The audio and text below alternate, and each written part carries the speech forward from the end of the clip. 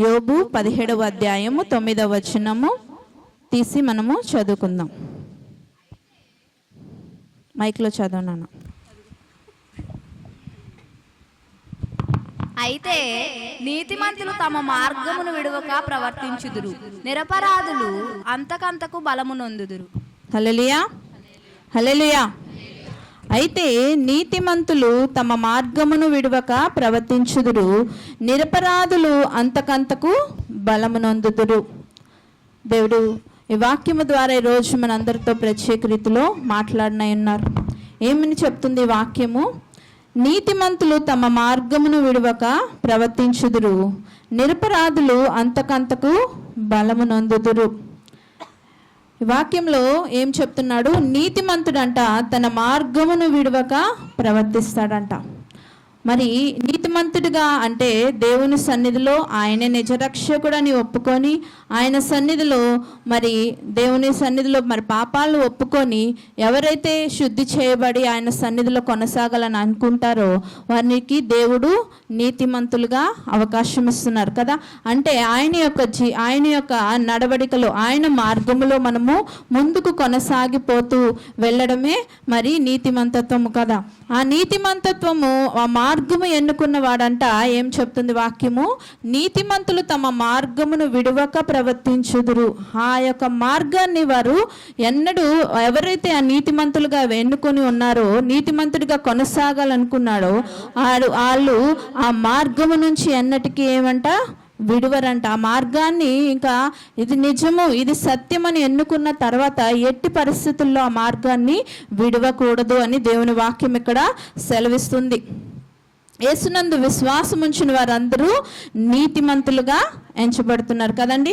మనమందరము యేసయ్యని నిజరక్షకుడని ఎప్పుడైతే ఎన్నుకున్నామో మనల్ని దేవుడు నీతిమంతులుగా ఎన్నుకుంటున్నాడు. ఎందుకంటే దేవుని వాక్యం సెలవిస్తుంది కదా, నీతిమంతుడు లేడు, ఒక్కడునూ లేడు, గ్రహించువాడు లేడు, దేవుని వెదుకువాడు లేడు, అందరూ త్రోవ తప్పి ఏకముగా పనికిమాలిన వారైనా అని దేవుని వాక్యం సెలవిస్తుంది. కానీ దేవుణ్ణి ఎవరైతే ఆయన నిజరక్షకుడని ఎన్నుకొని ఆయన మార్గమును ఎన్నుకొని ముందుకు నడుస్తున్నారో వారికి దేవుడు వారి యేసయ్యనందు విశ్వాసం ఉంచిన బిడ్డలందరినీ నీతిమంతులుగా మార్చారు. అయితే అట్టి నీతిమంతులు ఏ విధంగా ఉండాలంట?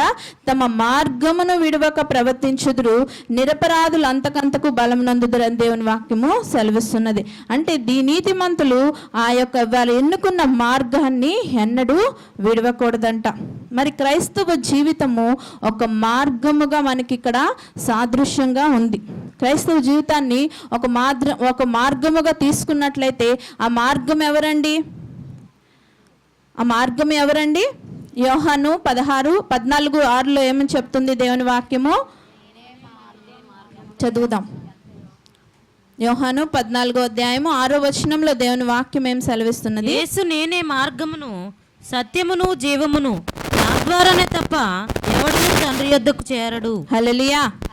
ఆ మార్గము యేసయ్యే. ఆ మార్గములో నడవడమే ఈ ఆత్మీయ యాత్ర. యేసయ్య యొక్క మార్గంలో మనం ముందుకు కొనసాగుటయే అది మన జీవిత యాత్ర, అదే మన ఆత్మీయ యాత్ర అయి ఉన్నది. అయితే ఈ యాత్రను చాలామంది ఎన్నుకుంటారు, కానీ ఈ యాత్రలో ముందుకు కొనసాగువారు కొంతమందే ఉంటారు కదండి. అందరూ ఎన్నుకోవడానికి చాలామంది ముందుకు వస్తారు, కానీ దాన్ని అంతముగా పూర్తి చేయవారు కొందరే. ఈ యాత్రలో మనకి అనేకమైన కష్టాలు వస్తాయి, అనేకమైన ఇబ్బందులు వస్తాయి, అనేకమైన ఇబ్బందులు, రోగాలు, మరి బాధలు, వీటన్నిటిని మనము ఎదుర్కొని ముందుకు నడిచిన వాడే మరి ఈ యాత్రను ముగించగలిగే సామర్థ్యుడు కదండి. అంతే కదండి. మరి నీతిమంతుడిగా తీసుకోవడం పెద్ద గొప్ప కాదు, కానీ దాన్ని కొనసాగించి ముగించుట ఎంతో అవసరమై ఉన్నది. మరి ఇట్టి పరిస్థితుల్లో మనం చూసినట్లయితే యోబు ఎంత భయంకరమైన పరిస్థితుల్లో ఉన్నాడండి. మనము ఒకవేళ దేవుని సన్నిధికి వెళ్ళి, దేవా నేను ఈ హెల్త్ ప్రాబ్లమ్స్ బట్టి నేను ఎంత నీతిమంతుడిగా కొనసాగుతున్నప్పటికీ నాకు ఈ సమస్యలు ఏంటయ్యా, నాకు ఈ పరిస్థితిని ఏంటయ్యా, వీటి బట్టి నేను వెనక్కి పడిపోతున్నానని దేవుని సన్నిధిలో మనం చెప్పినట్లయితే దేవుడు మనకి ఎవరిని చూపిస్తారండి? యోబుని చూపిస్తాడు. యోబు తన జీవితంలో తను చేసిన తప్పు ఎక్కడ మనకి దేవుని వాక్యము చూపించట్లేదు, కానీ ఆయన ప్రతిదినము ఏం చేసేవాడంట? ఉదయాన్నే లేచి ఆయన యొక్క ప్రార్థనలు, ఆయన యొక్క బలి అర్పణలు దేవుని సన్నిధిలో ఖచ్చితంగా ఆయన చేసేవాడంట. ఆయన నిమిత్తమే కాదు కానీ తన కుటుంబము కొరకు, తనకున్న ఆస్తి నిమిత్తము, తన యొక్క పనివారు నిమిత్తము కూడా ఆయన ప్రార్థన చేసేవాడంట. అంత భక్తిపరుడు, అంత నీతిమంతుడిగా యోబు ఎంచబడ్డాడు. ఎంత ఎంచబడ్డాడంటే యోబు నిమిత్తము ఆయన ఆలోచన సభలో పెద్దవారందరూ కూర్చున్నప్పుడు, దేవుని దూతలన్నీ వచ్చినప్పుడు దేవుడు మన గురించి చర్చిస్తారు. అలాంటి సమయంలో మొదటిగా ఎవరి పేరు చెప్తున్నారంట? యోబు గురించి అక్కడ చెప్పుకుంటున్నాడంటే, యేసయ్య ఎంత గొప్పగా నా బిడ్డ ఎంత నీతి క్రియలు జరిగిస్తున్నాడు, ఎంత నమ్మకంగా జీవిస్తున్నాడని దేవుడు ఆలోచన సభలో చెప్తున్నారంట. అయితే ఇలాంటి యోబు, ఇంత గొప్పగా జీవిస్తున్న యోబుకు మరి శోధనలు దేవుడు ఇచ్చాడు. ఎందు నిమిత్తం అంటే ఆయన సాతానుతో ఒక బేటీ వేస్తాడు, ఒక పందెం కడతాడు. ఎందుకంటే సాతాను ఈ విధంగా నువ్వు నా బిడ్డను చూసావా అని గర్వంగా యేసయ్య చెప్పినప్పుడు సాతాను యేసయ్యతో అంటాడు, నువ్వన్నీ ఇచ్చేసావు, ఆయనకి లేనిదేముంది, ఆయనకి బిడ్డలు ఉన్నారు, ఆస్తి ఉంది, సమస్తం ఉంది, నువ్వు అందు నిమిత్తం ఆయన నిన్ను ఆరాధిస్తాడు, అన్నీ ఉంటే ఆరాధించడంలో ఏముంది గొప్ప అని దేవుణ్ణి ఆయన ప్రశ్నించినప్పుడు యేసయ్య ఏం చేస్తాడు? సరే, ఆయన ప్రాణమును మాత్రము తీయడానికి నీకు పర్మిషన్ లేదు, కానీ నువ్వేమైనా చేయి, నా బిడ్డ నన్ను ఒక్క మాట కూడా దూషించడు అని దేవుడు సవాలు విసురుతాడు. చూసినట్లయితే ఆయన నిత్యము ఆయన ప్రార్థన ధూపాలు వేస్తున్నాడు, కానీ నిత్యము ఆయన సంతోషము వారి కుటుంబంలో ఆయనకు కలిగిన 10 మంది సంతానముతో సంతోషముగా ఆయనకున్న సమస్తమును బట్టి ఆయన ఆటిని బట్టి కాదు కానీ వాటన్నిటిని ఇచ్చిన దేవుని బట్టి ఆయన నిత్యం ఆయన గృహము సంతోష సమాధానాలతో తులతూగుతుంది. ఇట్టి గృహము పైన దుష్టుని చూపబడింది. అలాగే దేవుని ఆశీర్వాదాలు కూడా ఆయన వారిని వెంబడిస్తూనే ఉన్నాయి. మరి ఆ విధంగా జీవిస్తున్నప్పుడు ఆ నీతిమంతుడికి ఒక పరీక్ష వచ్చింది. ఏమైంది? సడన్గా ఆయనకున్న ఆస్తంతా మరి అక్కడికక్కడే ఒక్కొక్కరు వచ్చి ఒక్క పనివాడు మాత్రమే మిగిలిపోవడం, ఆ పనివాడు మాత్రమే అయ్యా ఇలా వచ్చింది, గాలి వచ్చింది, ఇలాగా ఎడ్లు పోయినాయి, మరి గుర్రాలు పోయినాయి, మరి ఒంటెలు పోయినాయి, మరి క్యాటిల్ అంతా మరంతా పోయింది, ఆస్తంతా పోయిందని చెప్పినప్పుడు యెహోవా ఇచ్చును, యెహోవాయే తీసుకొని అన్నాడు. కానీ ఎందుకు దేవా ఇది జరిగింది, నేనేం తప్పు చేశాను అని ఒక్క ప్రశ్న దేవుణ్ణి ఆయన తిరిగి అడగలేదంట. మరి అంతేకాకుండా మరి తన యొక్క బిడ్డలు బట్టి ఆయన ఆనందిస్తున్నాడు. ఆయనకి ఏమి ఆస్తి పోతే పోయింది, తన బిడ్డలు ఉన్నారు కదా అని సాతాను అన్నప్పుడు వారి మీద కూడా దేవుడు అధికారం ఇస్తే వారు అలా ఒక ఇంట్లో భోజనం చేస్తుండగా అలాగ భూకంపం మరి వారి మీద వచ్చి ఇల్లంతా కూలిపోయి వారందరూ అక్కడికక్కడే మరణించారనే వార్త కూడా ఆయన దగ్గరికి వచ్చింది. అయినప్పటికీ ఆయన ఏమన్నాడు? ఆయనే ఇచ్చాడు, ఆయనే తీసుకున్నాడు అన్నాడు, కానీ దేవుడిని ఒక్క మాట కూడా దూషించలేదు. ఇంకా మళ్ళీ వెళ్తుందంట సాతాను, శోధిస్తుంది యేసయ్యని. ఇంకా ఏంటి, ఇప్పుడు చూసావా నా బిడ్డ, నేను గెలిచాను చూడు అని యేసయ్య అంటే, లేదు, నువ్వు ఆయన శరీరానికి ఎంత హెల్దీగా ఉన్నాడు, ఆయన ఆ శరీరానికి ఏమైనా శ్రమ పెట్టు అని అనిందంట. ఆ శరీరం అంతా పుండ్లు పుట్టించింది, ఆయన ప్రాణం మాత్రం తీయలేవు, నువ్వేమైనా చేసుకో అంటున్నాడు యేసయ్యల్లి. ఎంత ధైర్యముగా ఆ బిడ్డను బట్టి దేవుడు ధైర్యముగా ఒక మాట చెప్పగలుగుతున్నాడు. అంత నీతిమంతుడిగా యోబు జీవించాడు. ఆయన శరీరం అంతా ఒక్క ప్లేస్ ఇలాగ టచ్ చేయడానికి కూడా చోటు లేకుండా పెద్ద పెద్ద పుండ్లు పుట్టించేశాడు. అది పుట్టించినప్పటికీ భయంకరమైన బాధ, దాని నుంచి దుర్వాసన, దాని నుంచి రసము, దాని నుంచి ఫస్ అంతా కిందకి పారుతున్నప్పటికీ ఆయన యేసయ్యని స్తుతించాడే కానీ ఆయన నోటితో ఒక్క మాట కూడా అనలేదంట. చివరికి ఆయన భార్య వచ్చి, నీకు ఇంత బాధ కలిగించిన దేవుని ఒక మాట దూషించు అని అంటే ఆమెను కూడా సాతాను ఆవరించింది. ఆమె ఆ మాట పలికించింది, ఆ సాతాను ఆమె నోట్లో పలికించినప్పుడు కూడా ఆయన అంటాడు, సాతానా వెనక్కి పో అంటున్నాడు. కానీ దేవుణ్ణి ఎందుకయ్యా అని ఆయన ఒక్క మాట ఎందుకు అని కూడా ఆయన అడగలేదు. మనమైతే దేవుణ్ణి బూతులు తిట్టేస్తాం, ఇష్టం వచ్చినట్టు ఆయనను ఎలా పడితే అలాగా దూషించి అందరికీ పంచుతాం అన్నమాట. చూడు మేము ఇది నమ్ముకున్నాం కానీ దీనివల్ల మాకు ఉపయోగం లేదు అనేస్తేమేమో, కానీ ఈ బిడ్డ మాత్రము అలా అనలేదు. ఈ విధముగా జీవించాలని దేవుడు మనకి చూపిస్తాడు. నువ్వు అనొచ్చు, నీకున్న సమస్యలు బట్టి నా ఆర్థిక పరిస్థితులు ఈ విధంగా ఉన్నాయి, నా పరిస్థితులన్నీ ఇలాగా నేను నష్టపోతున్నాను, నాకు ఇంట్లో కష్టం వచ్చింది, నా నీతివంతత్వాన్ని నేను కొనసాగించలేనని నువ్వు దేవుని సన్నిధికి వెళ్తే దేవుడు నీకు ఎవరిని చూపిస్తున్నాడు? యోబుని చూపిస్తున్నాడు. ఇగో యోబు కంటే నువ్వు గొప్పవాడివా? చూడు నా బిడ్డ, చూడు నా నామాన్ని ఎక్కడ దూషించలేదు, ఆయన నిలబడ్డాడు నా కోసము. నువ్వు నిలబడలేవా? యోబు చేయగలిగినప్పుడు నువ్వు నేను ఎందుకు చేయలేము? ఆయన మనలాంటి మానవుడే కదా. ఆయనకేమైనా రెక్కలు ఇచ్చి దేవుడు అదృశ్య శక్తులు ఇచ్చి మరి అద్భుత కార్యాలు చేసే వరాలు ఇచ్చి ఉన్నాడా? లేదే. నిజం చెప్పాలంటే యోబు అంత ఆస్తి కానీ మనకిస్తే మనం యేసయ్య పేరు కూడా ఎత్తాం కదండి. పొద్దున్నే లేవ్వం, దేవుని స్తుతించాం. ఎందుకు హ్యాపీగా ఉంది, బెడ్ బాగుంది, మంచిగా పడుకుంటాం, సుఖము అనుభవిస్తాం, కానీ దేవుణ్ణి ఆ సుఖం ఇచ్చిన దేవుణ్ణి మనము గుర్తించము. కానీ దేవుడైతే యోబైతే తన నీతి మార్గమును తను విడవలేదు. ఏమని చెప్తుంది మనం చదువుకున్న మూలవాక్యము? నీతి మార్గమును అయితే నీతిమంతులు తమ మార్గమును విడువక ప్రవర్తించుదురు. వారి నీతి మార్గాలు వారు విడువరు. నీతిమంతులుగా ఎవరైతే ఎన్నుకోబడుతున్నారో, తీసుకుంటున్నారో, దేవుళ్ళో విశ్వాసం ఉంచి నీతిమంత మార్గంలోకి అడుగు పెడుతున్నారో వారు ఎన్నడూ వెనుకకి చూడకూడదు. ఆ మార్గాన్ని విడవక మనము ప్రవర్తించాలని దేవుని వాక్యం చెప్తుంది. ఆ మార్గాన్ని నువ్వు ఎన్నుకున్నావంటే అది యేసయ్య మార్గం అని తెలిసి ఎన్నుకున్నావు. ఆ మార్గంలో నువ్వు నమ్మకంగా ముందుకు కొనసాగాలి. మరి దేవుడైతే మనకి యేసయ్యను చూపించినప్పుడు నువ్వు తిరిగి మాట్లాడగలవా? ఎవరైనా రివర్స్ యేసయ్యకి ఇంకా సాతాను మించిన క్వశ్చన్ వేయగలరా? వేయలేం కదా. తిరిగి మాట్లాడలేని పరిస్థితిలో యోబు యేసయ్యను ఘనపరిచాడు. హల్లెలూయా, హల్లెలూయా. మరి కూడా మనము కూడా నీతి మార్గాన్ని, యోబు వంటి మార్గాన్ని మనము కూడా ఎన్నుకున్నాము కదా. ఆ మార్గంలో మనము కూడా ఎన్నడూ వెనక్కి తిరిగి చూడకూడదు. ఆ మార్గాన్ని విడువక మనము ప్రవర్తించాలని దేవుని వాక్యం ఇక్కడ సెలవిస్తుంది.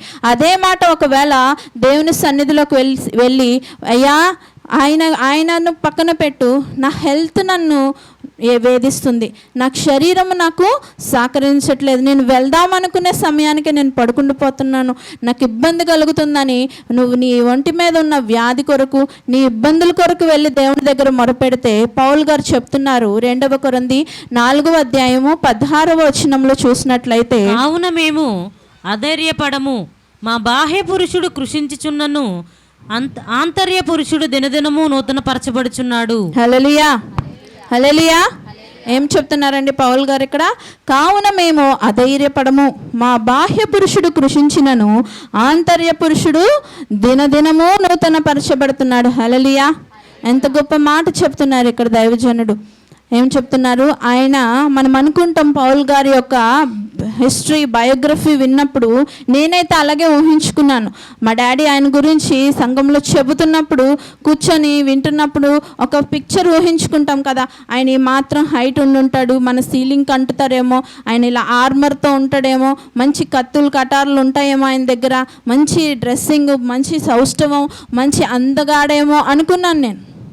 కానీ ఆయన గురించి తెలుసుకుంటున్నప్పుడు, విశ్లేషిస్తున్నప్పుడు ఆయన గురించి తెలిసింది ఏంటంటే ఆయనకి ఎన్నో హెల్త్ ప్రాబ్లమ్స్ ఉన్నాయంట. ఆయనకు పెద్ద ప్రేగు సంబంధించిన వ్యాధి ఉందంట. ఆయనకు మరి బాడీ కూడా మనకు ఊహించినంత హైట్ మనిషి ఏం కాదు, ఆయన పొట్టుడేనంట. కానీ ఆయన ఎన్నుకున్న మార్గము, ఆయన తెలియనంత కాలము ఆయన ధర్మశాస్త్రాన్నే పాటించాడు. కానీ ఆయనకు తెలియని కొన్ని విషయాలను ఏ రోజైతే ఆయన మనోనేత్రములు దేవుడు తెరిచాడో, ఆ రోజైతే యేసయ్య నన్ను ఎందుకు నువ్వు పౌలు హింసిస్తున్నావు అని అడిగినప్పుడు ఆయన వెంటనే పౌలుగా మార్చబడిన మరుక్షణము, మరుదినము నుంచి ఆయన దేవుని కొరకు జీవించాడు. ఆయన అంత వ్యాధితో ఉన్నప్పటికీ ఆయన 3 years అంటే 3 సంవత్సరాలు ఎడారికి వెళ్ళిపోయి, అరేబియా ఎడారికి దేవుని కొరకు ఉపవాసం ఉండి దేవునిలో దాగి ఉన్న లోతైన విషయాలన్నిటిని డైరెక్ట్గా యేసయ్యతోనే ముఖాముఖిగా తెలుసుకున్న గొప్ప భక్తుడు ఆయన. హల్లెలూయా. మనకు మరి కొత్త నిబంధన మనం ఈరోజు చదివి బలపడి ప్రతిదినము మనము ఆరోగ్యము, మనకి బాహ్య పురుషుడు పక్కన పెట్టండి, మన ఆంతర్య పురుషుడు బలము పొందుతున్నాడంటే 14 పత్రికలు మనకి ఆయన కాంట్రిబ్యూట్ చేశాడు. 14 పత్రికలు ఆయన కూర్చొని రాయాలంటే దేవుని మాటలు సామాన్యమా అండి? కూర్చొని ఒక వ్యాసం రాయండి, ఏదైనా ఒక టాపిక్ ఇస్తాను, రాయగలరా ఒక 5 నిమిషాల్లో మీరు? ఒక మాట మనము పేర్చి అందముగా దాన్ని ప్రొక్లెయిమ్ చేయాలంటే అది దేవుని ఆత్మచేత నింపబడి అది ఎంతగా మనం కూర్చొని దాన్ని సాధన చేయాలి. ఇందులో ఉన్న మాటలు ధ్యానించి మళ్ళీ మీ ముందుకు తేవాలంటేనే ప్రసవ వేదన, ఆ బాధ, ఒక కష్టము ఏ విధంగా చెప్పాలి, ఎలా మాట్లాడతాను, ఎన్ని చదివినా ఎన్ని రెఫర్ చేసినా చివరికి వచ్చి నేను అది ప్రజెంట్ చేస్తాను, ఇదే నాకు ఎంత టెన్షన్ ఉన్నప్పుడు అవన్నీ రాసి ఇక్కడ పొందుపరచాలంటే ఎంత టెన్షన్ ఉంటుంది. అయినప్పటికీ ఆయన ఆరోగ్యవంతుడా? రాసింది చదివి ఎవరో ఒకరు బోధిస్తుంటే విని బలం పొందుకోవడానికి మనకి ఈరోజు చాలా కష్టంగా ఉంది. ఎంత గ్యాప్ ఉంది మనకి, ఇంకా ఎదురు స్థలం కొనేసాం మనం ఎక్స్టెన్షన్ చేయడానికి. అయినప్పటికీ ఉన్న స్థలాన్నే వినియోగించుకోలేని పరిస్థితిలో మనం ఉన్నాము. కానీ దేవుని వాక్యం సెలవిస్తుంది, కావున మేము అధైర్యపడము, మా బాహ్య పురుషుడు కృషించినను ఆంతర్య పురుషుడు దినదినము నూతన పరచబడుచున్నాడు. ఎంత గొప్ప మాట చెబుతున్నాడు పౌలు భక్తుడు ఇక్కడ. ఆయన ఎంత శారీరకంగా ఆయన వీక్గా ఉన్నప్పటికీ ఆయన ఆంతర్య పురుషుడు ఎలా ఉన్నాడంట? దినదినము ఆయన నూతన పరచబడుతున్నాడు, నూతనంగా రూపాన్ని పొందుకుంటున్నాడంట. అంటే ఎంతగా దేవునితో ఆయన ఆ సహవాసంలో ఉన్నాడో మీకు అనుభవం ఉన్న వారికి అర్థమవుతుంది నేను చెప్పిన మాట. మిగిలిన వారికి నిద్ర వస్తుంది. ఏమొస్తుంది? నిద్రే వస్తుంది. అనుభవము దేవునితో ఒక సహవాసము అనుభూతి కలిగిన వారికి ఈ యొక్క మాటలు మనకి రోమాలు నిక్కబరుచుకుంటాయి. ఆయన ఎంతగా ఆ మాటను అనుభవపూర్వకంగా చెప్పాడు. నా బాహ్య పురుషుడు దినదినము, నువ్వు కూర్చో, నీకు ఒక ఫైల్స్ కంప్లైంట్ ఉన్నవాడివే అనుకో, కూర్చోగలవా దేవుని సన్నిధిలో? నీకు మోకాళ్ళ మీద ఒక పుండే ఉంది, మోకాళ్ళు వేసి ప్రార్థన చేస్తావా? ఇదే వంక చెప్పేస్తావు, ఇంకా దేవుని సన్నిధికి వెళ్ళవు. నీకు ఒక షుగర్ కంప్లైంట్, నీకు ఒక థైరాయిడ్, నీకు ఒక ఏదో ఒక వ్యాధి, ఇది చాలు నీకు ఇంకా దేవుడి నుంచి దూరంగా పారిపోవడానికి. కానీ ఆయన ఎన్ని కంప్లైంట్స్ ఉన్నా మనకి ఏది బైబిల్లో ఆయన తెలియజేయాల. నా బాహ్య పురుషుడు కృషించినా నాకు నేను అధైర్యపడను, నేను టెన్షన్ పడను, నేను ఫీల్ అవ్వను. ఎందుకంటే నా ఆంతర్య పురుషుడు దినదినము నూతన పరచబడుచున్నాడు. పౌల్ గారితో మాట్లాడినట్టు దేవుడు మనతో మాట్లాడరంటారా? ఆయన పెద్ద పాస్టర్ గారండి, ఆయనతో మాట్లాడతారు, మాతో ఎవరు మాట్లాడతారు అంటారా మీరు? ఆయన నీలా నాలా జీవించినోడే ఈరోజు ఎంత స్థితికి ఎదిగి మనకొక మాదిరిగా ఉండిపోయాడు. అవునా కాదండి? నమ్మిన వారు హల్లెలూయా చెబుదాం. హల్లెలూయా, హల్లెలూయా. కనుక మనము ఎవరి వైపు చూడాలి? దేవుని వైపు చూడాలి. ఆయన పౌల్ గారు ఎవరిని చూశారు? దేవుని చూశారు. యోబు గారు ఎవరిని చూశారు? దేవుని చూశారు. కనుక వారు ఎన్నుకున్న నీతిమంతుల మార్గం నుంచి ఎన్నడూ విడవక వారు అందులోనే ముందుకి వారి యాత్రను నమ్మకంగా ముగించారు. పౌల్ గారు చెప్తారు, నేను మంచి పోరాటము పోరాడి తిని, నా పరుగు కడముట్టించి తిని, నేను నా యొక్క నమ్మకత్వాన్ని కాపాడుకుంటుని అని చెబుతాడు కదండి. చదువుదామా వాక్యాన్ని? మంచి పోరాటము పోరాడి తిని, నా పరుగు కడముట్టించి తిని, విశ్వాసము కాపాడుకుంటుని, ఇక మీదట నా కొరకు నీతి కిరీటం ఉంచబడి ఉన్నది.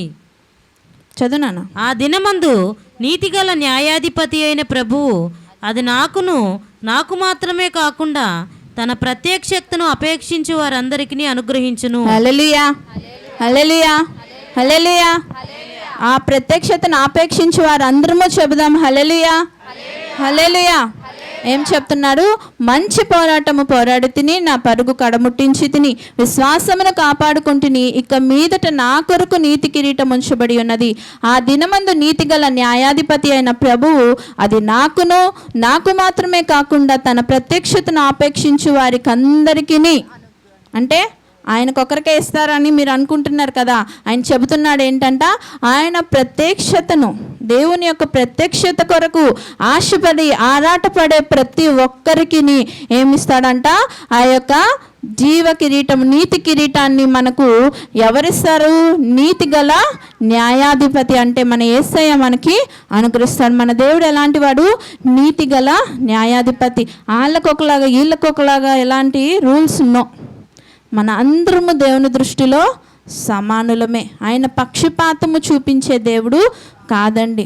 ఇశ్రాయేలీలని మరి అన్యులని సపరేట్ చేసే దేవుడు మన దేవుడు కాదు. మన అందరినీ సమానంగా ఏకముగా ప్రేమించిన వారు, అందరి కొరకు సేమ్ క్వాంటిటీలోనే ఆయన రక్తాన్ని సిలువలో దారబోసాడు. అది ఓన్లీ ఆ డబ్బు గలలకేనండి, అది ఓన్లీ ఆ పలానా జాతి వారికేనండి, అలా మీరు ఎప్పుడు అనుకోవద్దు. అందరికీ ఆయన రక్తాన్ని కార్చాడు, అందరికీ ఆ నీతిమంతుల మార్గాన్ని ఇచ్చాడు. ఎందుకని చెప్తున్నాడు ఆయన, నేనే మార్గమును, నా ద్వారా తప్ప ఎవరునూ తండ్రిని చూడలేడు. ఆయన మార్గమును చూసుకుంటూ మనము ముందుకి కొనసాగిపోవాలి కదా. మరి మనం ఒక రకంగా చూసుకుంటే యోబు గారు పుట్టిన సమయంలో యేసయ్య పుట్టి మరి జీవించి చూపించలేదు. పౌల్ గారి టైంలో కూడా ఆయన వెంటనే యేసయ్య అలా వెళ్ళిన మరుక్షణమే ఆయన కూడా సేవలోకి వచ్చేసారు. అవన్నీ గొప్పగా తెలియదు. ఆయన దేవుడితో తెలుసుకొని ప్రేమించాడు ఆయన్ని. మనకైతే సమస్తం విపులీకరించి దేవుని వాక్యాలు సేవకులు మనకి ఆత్మతో నింపబడి రాసి అందించారు కదా. ప్రతి క్షణం ప్రతి విలువైన ప్రతి మాటను మనకు తెలియజేశారు కదా. అయినప్పటికీ ఇంకా నీతి మార్గాన్ని ఎందుకండి తప్పుతారు మీరు? నీతిమంతులు, దేవుని వాక్యం చెప్పింది, మళ్ళీ ఒకసారి చదువుకుందాం. ఎలా ఉంటారంట? అయితే నీతిమంతులు 17:9 తమ మార్గమును విడువక ప్రవర్తించుదురు. హల్లెలూయా. మనము విడువక ఆ మార్గములోనే ప్రవర్తించాలి. ఎన్నుకున్న రోజు ఎంత ఉత్సాహమో ఎంత ఉజ్జీవమో అని నీ చనిపోయే వరకు ఇది వదలను. ఎందుకంటే ఆ రోజు నీ బాధ అలా ఉంటుంది, నీ శ్రమ అలా ఉంటుంది, నీకు ఆ విడుదల వచ్చిన రోజు ఆ ఆనందం అలా ఉంటుంది. అది అంతం వరకు ఎందుకు కొనసాగించట్లేకపోతున్నావు? అంతం వరకు కొనసాగించిన వాడికే ఏమి ఉంటుందంట? పౌల్ గారు చెప్పారు, ఇప్పుడు నీతి కిరీటము ఉంచబడి ఉన్నది. ఆ నీ పరుగుని అంతం వరకు కాపాడుకుంటేనే నీకు ఆ నీతి కిరీటము దేవుడు వెళ్ళగానే నిన్ను హత్తుకొని ఫస్ట్ నీకు అది ఇస్తాడు. సబాష్ బిడ్డ, you have won the race. నువ్వు మంచి పోరాటం పోరాడవు, నువ్వు గెలిచావురా, సబాష్ అనేసి సంతోషముతో నీకు ఆ కిరీటాన్ని ఇవ్వడానికి సిద్ధముగా ఉన్నాడు నీ దేవుడు. నీ కొరకు నీ నామం ఎత్తి ఆ సాతానుతో చక్కగా వైరము చేయడానికి నువ్వు అవకాశం ఇవ్వవా? ఒక యోబులాగా, ఒక పౌల్ గారులాగా ఆ శ్రమ వచ్చినప్పటికీ దేవునితో సహవాసము కలిగి దేవుని కొరకు నీ ఆంతర్య పురుషుణ్ణి మరి దినదినము అభివృద్ధి పరచుకోలేవా? దేవుడు స్వస్థపరచలేడా అనుకోకండి, స్వస్థపరుస్తాడు. కానీ దేవుడు నిన్ను కూడా పరీక్షించాలి కదా. ఆయన చెబుతాడు, అడుగుతాడు దేవుణ్ణి ముమ్మార్లు. నేను అడిగినా ఏమన్నాడంటే, యేసయ్య నా కృప నీకు చాలు, నేనున్నా కదా, నీకే నొప్పి వస్తే నేను నిన్ను నిలబెట్టుకుంటాను, నేను నిన్ను నడిపించుకుంటాను అని దేవుడు మాట ఇచ్చినప్పుడు ఇంకేంటంటే మనకి, అంటే నువ్వు నమ్మిన దేవుడు, నువ్వు ఎన్నుకున్న దేవుడు నువ్వు నమ్మకంగా లేడు అనుకుంటున్నావా? మనము అపనమ్మకంగా ఉన్నాం, కానీ మనము తగని వారిగా ఉన్నప్పటికీ మన దేవుడు ఎలాంటి వాడు? నమ్మదగిన దేవుడు. మరి ఈ విధముగానే మనము మన యొక్క యాత్రను ముందుకు కొనసాగించాలి. కావున ఏ పరిస్థితి వచ్చినప్పటికీ, ఆర్థిక పరిస్థితి, వ్యాధి అవనివ్వండి, ఎలాంటి ఇబ్బందులు అవనివ్వండి, మన ఆత్మీయ యాత్రలో అది మనకి ఆటంకం రాకూడదు. ఆ మార్గాన్ని మనము విడవకూడదు. అడ్డులే అనుకుంటూ మనం ఆ మార్గంలో ముందుకి కొనసాగాలి. కానీ పక్కదారి బాగుందిగా, విశాలంగా ఉందిగా అని ఆ దారిలోకి వెళ్ళిపోయావు, ఆ దారి నిన్ను ఎక్కడికి తీసుకెళ్తుంది? వేపుతో తీసుకెళ్ళి మంచిగా ఆయిల్ బాగా మరుగుతూ ఉంటుంది, అందులో నిత్యము వేయడమే. ఎగిరి ఎగిరి పడడమే, కాలుతూనే ఉండడమే. నీ శరీరం కాలిపోతుంటుంది, ఇంకోవైపు నీ శరీరం పుడుతూనే ఉంటుందంట. కాలిపోతే అయిపోయిందిలే అనుకోవడానికి లేదంట.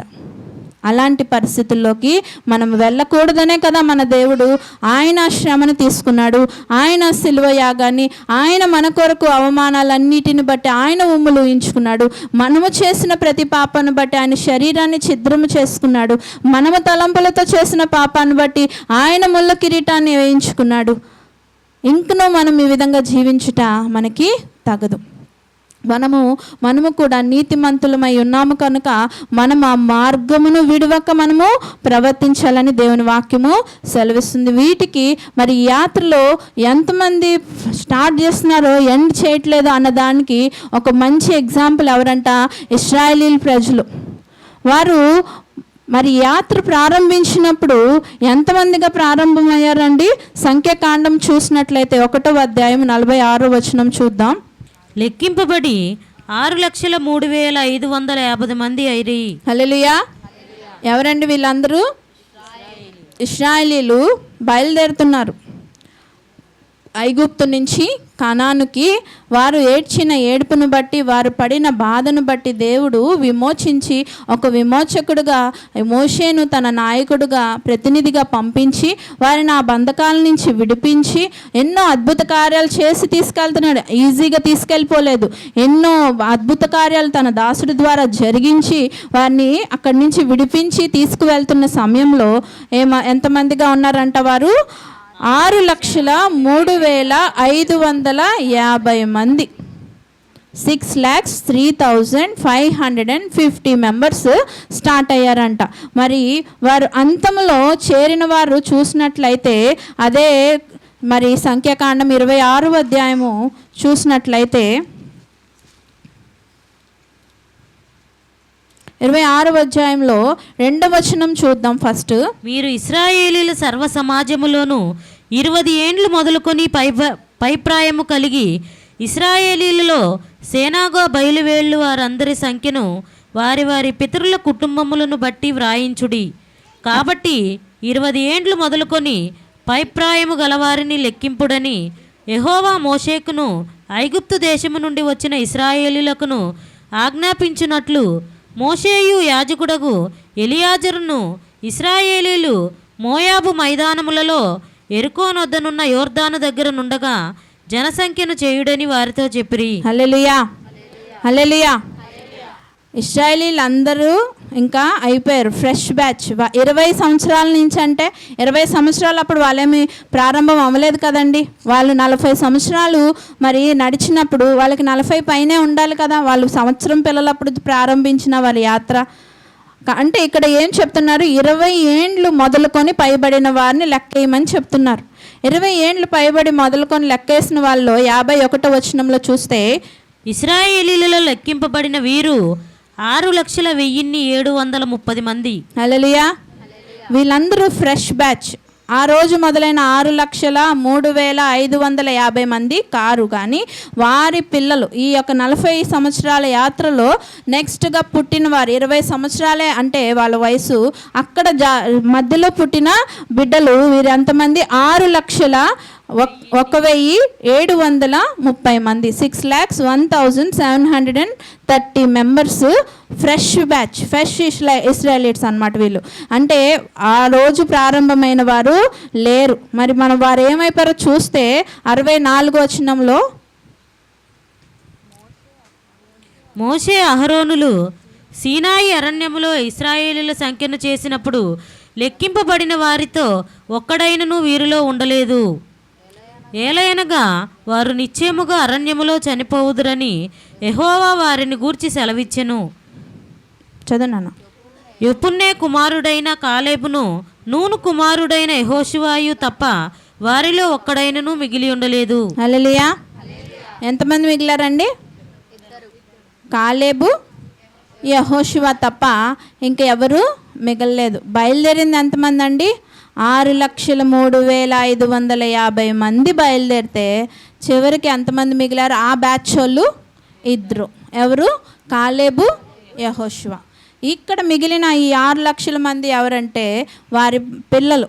మరి మానవ సంతానం అయి ఉండొచ్చు, 20 సంవత్సరాలే ఉన్నాయంటే వాళ్ళు బయలుదేరినప్పుడు వాళ్ళకి ఒక 20 సంవత్సరాలైనా ఉండవా? అంటే వాళ్ళకి ఒక 60 సంవత్సరాలు అంటే ఒక పిల్లలు పుట్టేసి ఉండుండొచ్చు. ఆ ఫ్రెష్ బ్యాచ్ ఎంతమంది ఉన్నారు? 6130 మంది ప్లస్ 2 వెళ్ళారంట. ప్రారంభించిన 150 మంది ప్రారంభిస్తే ముగింపులో ఎంతమంది ఉన్నారు? 2 ఉన్నారు.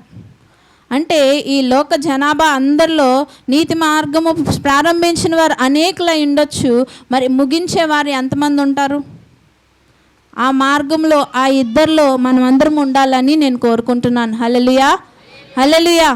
మరి ఇంతకాలము మన దైవజనుడు ఇక్కడ ఎన్నో మాటలు మనందరికీ బోధించి మనల్ని నడిపించున్నాడు. ఆయన వెళ్ళిపోయిన మన యేసయ్య మనల్ని విడవక మనల్ని పోషిస్తున్నాడు. మరి వీటన్నిటిని బట్టి ఆయన ప్రేమలో ఆయన మార్గంలో నడవవలసిన మనము ఆ మార్గాన్ని విడిచి ప్రవర్తిస్తే ఏమైపోతామో ఒక్కసారి మీకే వదిలేస్తున్నాను, ఆలోచించండి. మరి ఈ విధంగా ఈ యొక్క ఎగ్జాంపుల్ మనం చూసినట్లయితే ఇశ్రాయేలీలు మరి 6 లక్షలుగా ప్రారంభమయ్యి 2గా చేరారంట. నీతి మార్గాన్ని మనము ముందుకు కొనసాగించుట చాలా కష్టము, కానీ దాన్ని కొనసాగించి అంతము చేసేవాళ్ళు కూడా అనేక మంది మనకు ఉన్నారు. అందుకే దేవుని వాక్యము సెలవిస్తుంది. మరి 10వ అధ్యాయము 7వ వచనంలో సామెతలు తీసినట్లయితే, నీతిమంతుని జ్ఞాపకము చేసుకొనుట ఆశీర్వాదకరమగును, భక్తిహీనుల పేరు అసహ్యత పుట్టించును. హల్లెలూయా, హల్లెలూయా. నీతిమంతుల మార్గం ఎలా ఉంది? ఆయనను జ్ఞాపకం చేసుకునుట ఆశీర్వాదకరమయ్యేంతగా ఉంది కదా. ఈరోజు యోబును మనం జ్ఞాపకం చేసుకున్నాం, అలాగనే మనము పౌల్ గారిని జ్ఞాపకం చేసుకున్నాం. ఎంత బాగుంది! వాళ్ళ గురించి వింటుంటే మన రోమాలు లెక్కపరుచుకుంటున్నాయి. తెలియకుండా మనము ఆర్ద్రమైపోతున్నాం, కన్నీరు వస్తుంది. వారి పరిస్థితులను మనం ఊహించుకున్నప్పుడు, వారి ప్లేస్లోకి మనం వెళ్ళి మనం ఊహించుకున్నప్పుడు మనం ఉండగలుగుతున్నామా? మనం ఏమాత్రమో, మన శ్రమ ఏమాత్రమో అన్నట్టు ఉన్నది కదండి. ఆ విధంగా మరి ఒక జీవితాన్ని మనం ఆ లెగసీని అనేది మనము స్థాపించాలి. ఒక లైఫ్ మనం లీడ్ చేసినప్పుడు ఒక లెగసీ అనేది మనం విడిచిపెట్టి వెళ్ళాలి. మనం వెళ్ళిపోయిన తర్వాత మన వెనకాల వారు మాట్లాడుకున్నప్పుడు, జ్ఞాపకం చేసుకున్నప్పుడు, అబ్బా ఎంత బాగా జీవించాడయ్యా ఆయన, ఎంత బాగా జీవించిందమ్మా ఆమె అని మన కొరకు మాట్లాడుకునేలాగే కాకుండా, మనం వెళ్ళినప్పుడు దేవుని దగ్గర ఇలాగ మనము ఆయనకి వెళ్ళి ఎదురుపడి నమస్కారం చేసినప్పుడు ఆయన చేతిలోని మన కొరకు నీతి కిరీటం మనం నెత్తి మీద పెట్టే విధంగా మనము ఉండాలి. లేకపోతే ఆ మార్గం ఎన్నుకొని వేస్టే కదండి. ఇప్పుడు మనం ఒక పని స్టార్ట్ చేసినప్పుడు అది ముగించి అది పొందుకోవాలనే కదా మొదలు పెడతాం. అది ఆ ఎండ్ రిజల్ట్ రానప్పుడు ఎందుకు మనం ఆ పని చేయడం చెప్పండి? కూర్చొని ఆడుకోవడం బెస్ట్ కదా, టైం వేస్ట్ చేయకుండా. అంతే కదండి. First prize, second prize, third prize అయినా రావాల్సిందే. ప్రైజ్ అనేది కంపల్సరీగా రావాలని మనము వెళ్తాం, కానీ ఏమీ లేకుండా ఫెయిల్ అయిపోవాలని ఎవరు పని అయితే ప్రారంభించరు. ఫెయిల్ అయిపోయినోడు కూడా ప్రారంభించడు అలాగా. కనుక ప్రారంభించడం పెద్ద గొప్ప కాదని దేవుని వాక్యం ఇక్కడ సెలవిస్తుంది మనకి. అది ముగించుట ఎంతో అవసరం, అది ముఖ్యం. అది ముగించినప్పుడే మనము ఇది చేసింది మనకి ఉపయోగకరంగా ఉందని దేవుని వాక్యం సెలవిస్తుంది. అయితే నీతిమంతుని జ్ఞాపకం చేసుకున్నట్టు ఆశీర్వాదం అని దేవుని వాక్యం సెలవిస్తుంది. అలాగే లూకా 17:32 చూస్తే, లోతు భార్యను జ్ఞాపకం చేసుకొనుడి. ఇదేంటండి? నీతిమంతుని మార్గము అని చెప్పాడు, నీతిమంతుని జ్ఞాపకం చేసుకోమంటున్నాడు. ఇక్కడ మళ్ళీ ఇలాగ అడుగుతున్నారు ఆయన బైబిల్లో, లోతు భార్యను ఎందుకు జ్ఞాపకం చేసుకోమంటున్నారు అంటే, లోతు గారు జీవించిన ఒక ప్లేస్ అనేది ఏంటంట, సొదొమ గొమొర అనే ప్లేస్లో వాళ్ళు జీవించున్నారు. కానీ ఆ యొక్క ప్లేస్ అంతా పాపపు పట్టణం అంటారు సొదొమ గొమొర అని. ఆ ప్లేస్ అంతా పాపంతో నింపబడి ఉన్నప్పటికీ వారు ఎలా జీవించారంట? నీతిమంతులుగా అందులో జీవించి ఉన్నారు. కాకపోతే వారి నీతివంతాన్ని ప్రారంభించారు, కానీ ముగింపు చేసేది కరెక్ట్గా లేకపోయింది. దేవుడు చెప్పినది అన్ని విషయాల్లో ఫాలో చేయలేకపోయారు. వాళ్ళని దేవుడు ఆ ఊరికి వెళ్ళి రక్షించాడంటే ఆ ఎంత నీతిమంతులుగా ఉంటే గనక మనిషి, ఆయన దేవుడే స్వయంగా వెళ్ళి వాళ్ళని చేతులు పట్టుకొని లాక్కొచ్చి గవిని బయట విడిచినట్టు మనకి దేవుని వాక్యం అక్కడ సెలవిస్తుంటుంది. ఆయనే లాక్కొని తెచ్చాడంటే వాళ్ళలో ఎంత నీతిమంతం ఉంటేనే దేవుడు కూడా వెళ్తాడు కదండి. ఏమి నీతిమంతత్వం లేని చోట దేవుడు ఉండడు. మరి ఉండి వాళ్ళని బయటికి రక్షించాడంటే వారిలో ఉన్న నీతి మార్గాన్ని చూశాడు ఆయన. కానీ వారు ఏం చేశారు? దేవుడు ఒక మాట చెప్పాడు, వెనుకకి తిరిగి చూడకుండా ముందుకి వెళ్ళిపోమంటాడు. ఆయన ఒక ప్లేస్ చెప్తాడు, ఆ ప్లేస్లోకి వెళ్ళమంటే మేము ఇంకో ప్లేస్కి వెళ్తామని వారి ప్రయాణము సాగిస్తారు. కానీ ఈ లోతు భార్య ఏం చేస్తుంది? వెనుకకి తిరిగి చూడొద్దంటే తిరిగి చూసి ఏమైపోయింది? ఏమైందండి? ఉప్పు స్తంభంగా మారిపోయింది. మనం కూడా అంతే.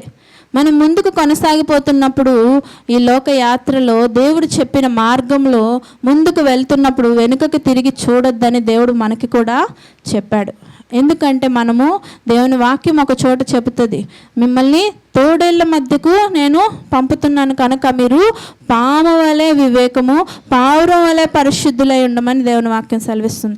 మనం ముందుకు వెళుతున్నప్పుడు ఈ లోకం పాపమని మనకు తెలుసు కదా. దేవుడు వెనకకి తిరిగి చూడొద్దని లోతు భార్యకి, లోతు కుటుంబానికి ఏ విధంగా చెప్పాడో మనకి కూడా అలాగే చెబుతున్నాడు. నువ్వు చేసిన పాపం మార్గాన్ని విడిచి వచ్చేసావు కదా, ఆ మార్గం గుంటా నువ్వు వెనక్కి తిరిగి చూడొద్దు. ఒకప్పుడు చేసుంటావు నువ్వు పాపపు కార్యాలు, తాగి ఉంటావు, బూతులు మాట్లాడుంటావు, మరి ఇంకా వ్యసనాలు ఏవో ఉండే ఉంటాయి నీలో. వాటన్నిటిని విడిచి నీకు నీతి రక్షణ ఇచ్చాడు కదా దేవుడు. మరి మళ్ళీ ఎందుకు దాని వెనకకి తిరిగి చూస్తున్నావు?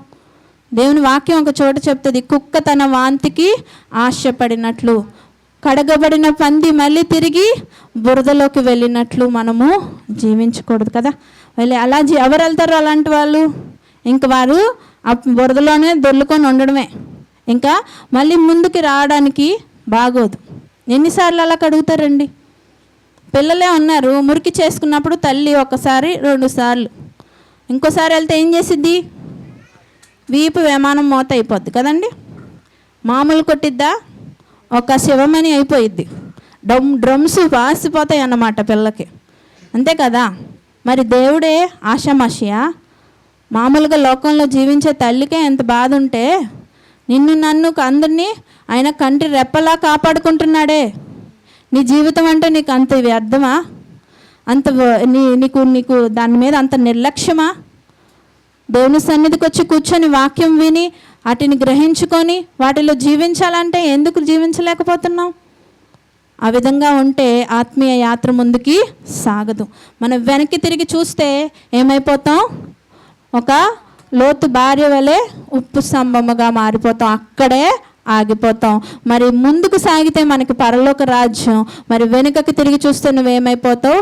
ఆయన ఇచ్చే నీతి కిరీటాన్ని, ఆయన ఇచ్చే నిత్య జీవాన్ని నువ్వు కోల్పోయి ఆయన నిత్య నరకాగ్నిలోకి నువ్వు వెనుకకి వెళ్ళిపోవడమే. హల్లెలూయా.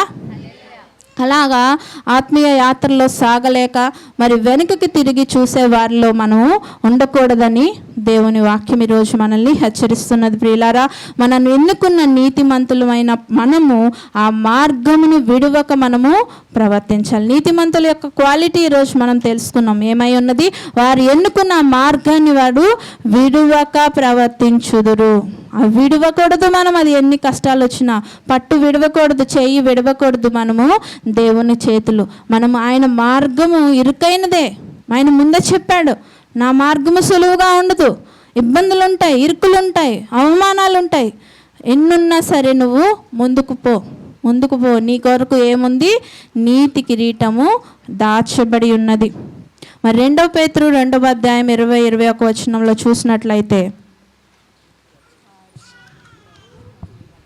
వారు ప్రభువును రక్షకుడునైన యేసుక్రీస్తు విషయమైన అనుభవ జ్ఞానము చేత ఈ లోక మాలిన్యములను తప్పించుకొనిన తరువాత మరలా వాటిలో చిక్కుబడి వాటి చేత జయించబడిన ఎడల వారి కడవరి స్థితి మొదటి స్థితి కంటే మరి చెడ్డదగును.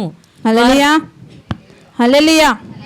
వారు ప్రభువును రక్షకుడునైన యేసుక్రీస్తు విషయమైన అనుభవ జ్ఞానము చేత ఈ లోక మాలిన్యములను తప్పించుకొనిన తరువాత మరలా వాటిలో చిక్కుబడి వాటి చేత జయింపబడిన ఎడల వారు కడవరి స్థితి మొదటి స్థితి కంటే చెడ్డదగును.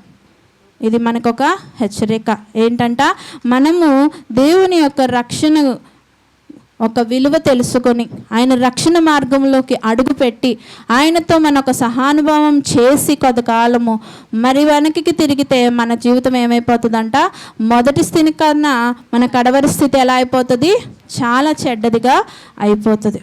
ఇంకో తస్మాత్ జాగ్రత్త అని దేవుడు మనకి ఈరోజు ఈ వాక్యాన్ని చూపిస్తున్నాడు.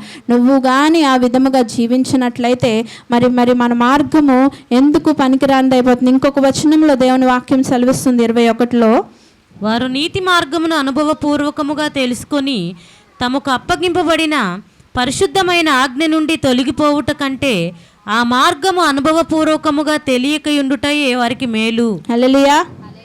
మరి తప్పిపోవట కంటే అది తెలుసుకోకపోవటే మేలు అంటే, అసలు దేవుని వాక్యం తెలుసుకోకపోవటం మేలు అని ఎవరైనా అంటున్నారా? ఇది శుభవార్త, ఇది మంచి వార్త అని ప్రతి మూల, ప్రతి సందులో, ప్రతి ఒక్క చోట మైకులు వేసుకొని మరి టీవీల ద్వారా, మరి ఫోన్ల ద్వారా దేవుని వాక్యాన్ని చాటి చెబుతున్నారు. ఎందుకని? అది మంచి వార్తనే కదా. మరి ఎందుకు వద్దు అని చెప్తున్నారు ఇక్కడ? అనుభవం లేకపోవటయే మేలని, అనుభవపూర్వకంగా తెలియక ఉండిటయే మేలని చెప్తున్నాడు. అంటే ఆ కడవరి స్థితి అంత ఘోరమైనది. నువ్వు కానీ తెలుసుకొని మళ్ళీ వెనకడుగు వేస్తే గనక నువ్వేమైపోతావు, చాలా భయంకరమైన పరిస్థితిలోకి వెళ్ళిపోతావు. ఆ స్థితిలో జీవిస్తున్న వారి పరిస్థితే బెటరు. నీ స్థితి ఇంకా ఘోరముగా అయిపోతుందని దేవుని వాక్యం సెలవిస్తున్నది. నీ మొదటి స్థితిని నువ్వు కాపాడుకో. నీకు దేవుడిచ్చిన రక్షణ అది ఎంతో గొప్పది. మన వాక్యం విన్నాం కదా, దైవజనుడు చెప్పాడు, ఇంత గొప్ప రక్షణ నిర్లక్ష్యం ఎలా చేస్తావు? గొప్ప రక్షణ ఇచ్చాడు దేవుడు, మామూలు రక్షణ కాదు, అది గొప్ప రక్షణ ఇచ్చాడు. ఆ గొప్ప రక్షణ ఎలా మనం నిర్లక్ష్యం చేస్తాము? ఆ నీతి మార్గాన్ని ఎలా నువ్వు విడిచిపెట్టి వెనకకి తిరిగి చూస్తావు? నువ్వు వేసిన ఉమ్ము వైపే నువ్వు చూడవే, నువ్వు వెళ్ళిన ఆ విసర్జన వైపే నువ్వు చూడవే. చూస్తారా అండి? జలుబు చేస్తుంది, ఏమొస్తుంది? తీండి వస్తుందా?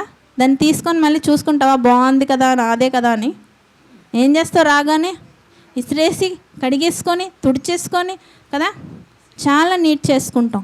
ఇప్పుడు కరోనా వల్ల ఏం చేస్తున్నాం, దాన్ని మళ్ళీ మనము ఇంకా ఏమేస్తాము, దానికి శానిటైజర్స్ వేసి హ్యాండ్ వాష్ చేసి డబుల్ క్లెన్జింగ్ చేస్తున్నాం కదండి. మరి దీనికే అంత అసహ్యం పడుతున్నావు. నువ్వు చేసిన పాపం ఎంత అందమైంది అనుకుంటున్నావా? ఆ పాపపు మార్గం ఇంకా అందమైంది అనుకుంటున్నావా? మళ్ళీ వెనకకి వెళ్ళి చూస్తున్నావు? చూడకూడదు కదా. ఈ ఆత్మీయ యాత్ర నువ్వు ప్రారంభించావు, నీ నీతిమంతుడిగా నువ్వు ఒక ప్లేస్ తీసుకున్నావు. ఆ నీతిమంతుడు ఎలా ఉండాలి? తన మార్గాన్ని అన్నడు విడువక ప్రవర్తించాలి. చివరిగా ఇంకొక వచనం చూసుకొని మనం ముగించుకుందాం. హెబ్రీలు 10:38 చూసినట్లయితే, నా ఎదుట నీతిమంతుడైన వాడు విశ్వాస మూలముగా జీవించును, కానీ అతడు వెనుక తీసిన ఎడల అతని యందు నా ఆత్మకు సంతోషం ఉండదు. హల్లెలూయా. వెనుక తీసిన వాడి దగ్గర ఆత్మ సంతోషంగా ఉందా? దేవుని ఆత్మ. మనము రక్షణ పొందిన దినాన దేవుడు తన యొక్క పరిశుద్ధాత్మను మనకిస్తారు. మనకి నీతిని గూర్చి, పాపమును గూర్చి అది ఒప్పింప చేస్తూ ఉంటుంది నీలో కూర్చొని. మరి ఇంకా అది సంతోషంగా ఉంటుందా? దేవుని ఆత్మను, కృపకు మూలముగా ఆత్మను తృణీకరించిన వారికి ఏంటంట, ఇంకా దేవుడు ఆ యొక్క మరణకరమైన పాపం అంటారు కదా, ఆ పాపంలోకి అంటే ఇంకది మీరు ఇంకే మంచి కార్యాలు చేసినా ఇంకా వేస్ట్. దేవుని ఆత్మను మనం ఎన్నడూ తృణీకరించకూడదు. ఏమైనా దేవుడి మీద ఉమ్మూసిన ఆయన క్షమించాడు కదా, ఆయనను కొట్టేసిన ఆయన క్షమించాడే, ఇంకా రా బిడ్డ అంటున్నాడు. కానీ ఆయన ఆత్మను మీరు కానీ దూషించి క్షమించకుండా ఇబ్బంది పెడితే, ఆ ఆత్మ సంతోషంగా లేకపోతే మన యందు కూడా మన దేవుడు సంతోషంగా ఉండడు. కనుక నీకేం చెప్తున్నాడు? విశ్వాస మూలముగా నువ్వు జీవించు. మన జీవితం ఎలా సాగాలి? విశ్వాస మూలముగా సాగాలి. ఆ విశ్వాసం ఎలా వస్తుందండి? వినుట వలన విశ్వాసము కలుగును. అది దేవుని గూర్చిన మాటల వలన. వ్యర్థమైన వేస్ట్ మాటలు మనం కూర్చొని పిచ్చి సంభాషణలు చేసుకుంటూ టైంను వృధా చేసుకుంటే మనము నీతి మార్గాన్ని ముందుకు కొనసాగించలేము. ఎవడు జీవితాన్ని పాడు చేసుకుంటే వాడి జీవితానికి వాడే బాధ్యుడు.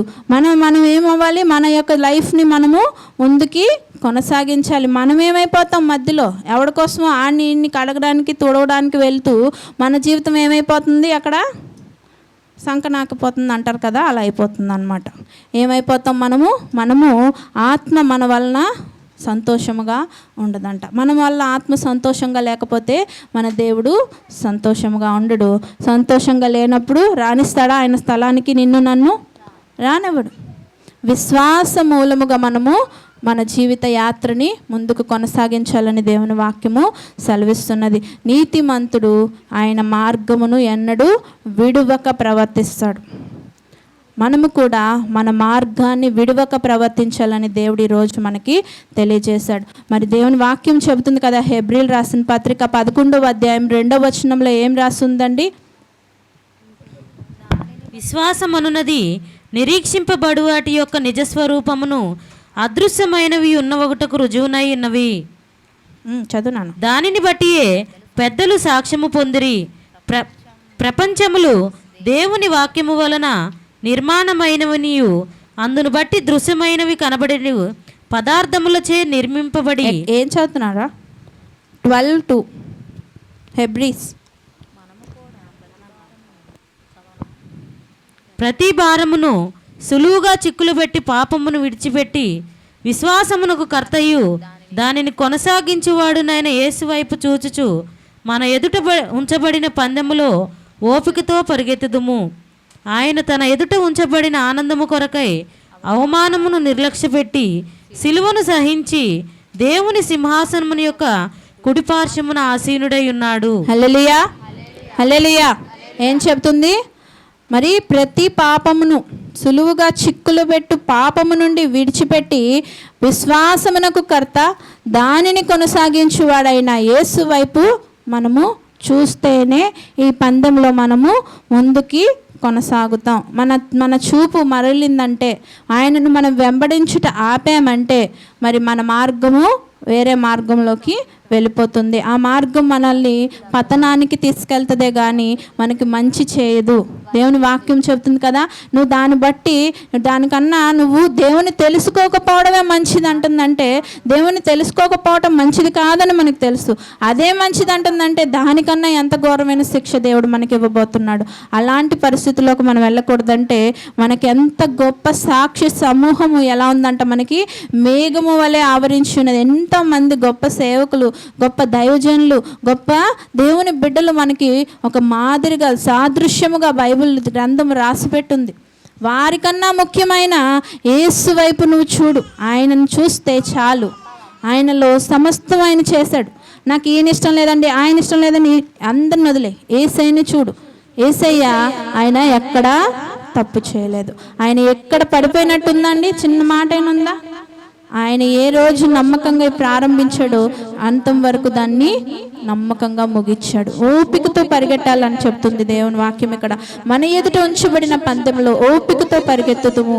ఆయన తన ఎదుట ఉంచబడిన ఆనందము కొరకై అవమానమును నిర్లక్ష్యపెట్టి సిలువను సహించి దేవుని సింహాసనం యొక్క కుడి పార్శ్వమున ఆసీనుడై ఉన్నాడు. ఈరోజు దేవుని సింహాసనం దగ్గర కుడి పార్శ్వంలో ఆయన ఆసీనుడై ఉన్నాడంటే ఆయన దేన్ని నిర్లక్ష్య పెట్టాడు? అవమానమును నిర్లక్ష్య పెట్టాడు. నీకు ఈరోజు అవమానం వస్తే అబ్బా నాలుక లాగేసి కోసేసి కట్ చేసేసుకొని అక్కడే పడిపోయి అక్కడే ఏడ్చేస్తుంటాం. అవమానాలు దేవుడికి వచ్చినంత అవమానాల కన్నా మనకేమి రాలేదు. శ్రమలు దేవుడికి వచ్చిన శ్రమల కన్నా మనకేమి రాలేదు. ఇబ్బందులు దేవుడికి వచ్చిన వాటికన్నా మనకేమి రాలేదు. దేవాది దేవుడిని వెంబడించినప్పుడు నిన్ను నన్ను వెంబడించవా? వెంబడిస్తే, ఎందుకంటే మనం నడిచే మార్గం ఎవరిది? యేసు మార్గంలో నడుస్తున్నాం. ఆ మార్గంలో నడిచిన వారికి అవన్నీ కూడా ఆయనతో పాటు మనము సహానుభవం పొందితేనే మనకి చివరికి ఏమొస్తుంది?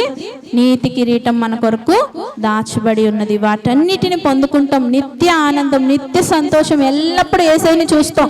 ఎల్లప్పుడూ యేసయ్య దగ్గరే మనము ఉంటాం. ఈ లోకం, ఈ వ్యర్థత, వీటేటిని మనము ప్రేమించకుండా వాటి కొరకు మనం ఆశపడదాం. వాటి కొరకు మనము వేగిరపడదాం, వాంఛిద్దాం, కలలు కందాం, వాటిని బట్టే జీవిద్దాం. వాటి కొరకే మనము మన యొక్క లైఫ్లో వచ్చే ప్రతి ఒక్క హర్డిల్ని, ప్రతి ఒక్క ఇబ్బందిని అధిగమిద్దాం. హల్లెలూయా. ఈ విధముగా జీవించాలని ఆశ కలిగిన ప్రతి బిడ్డ హల్లెలూయా చెబుదాం. హల్లెలూయా, హల్లెలూయా.